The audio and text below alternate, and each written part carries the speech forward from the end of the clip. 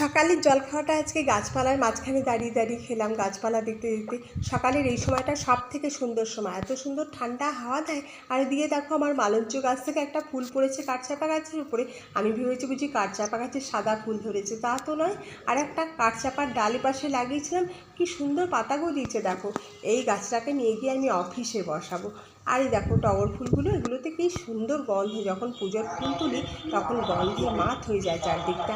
ওদিকে মসজিদে নামাজ হবে বলে তাই লোক ডাকাডাকি চলছে মাইকে। আর আমার আম গাছের দিকে তাকিয়ে দেখলাম এখনও একটা আম আছে, গতকাল বলেছিলাম সেই আম, তা তো নয়, একটা আম এখনও আছে। চেয়ারে উঠে দাঁড়িয়ে আমি আমটা পেড়ে নিলাম। আর এখানে কাঁঠালটা পেড়ে রেখেছিলাম কদিন আগে, এটাকে আজকে ভাবলাম পেকে গেছে ছাড়িয়ে দেখি পাকেনি তো, কেমন দরপচা মেরে গেছে। এবারে কি কাঁঠালগুলো পাকবে না কি কীরকম দেখো অবস্থা। তারপরে বীজগুলোই ছাড়িয়ে নিলাম, বীজগুলো তো খাওয়া যাবে, কাঁঠালের বীজ খেতে দারুণ লাগে আর সারা হাত ভর্তি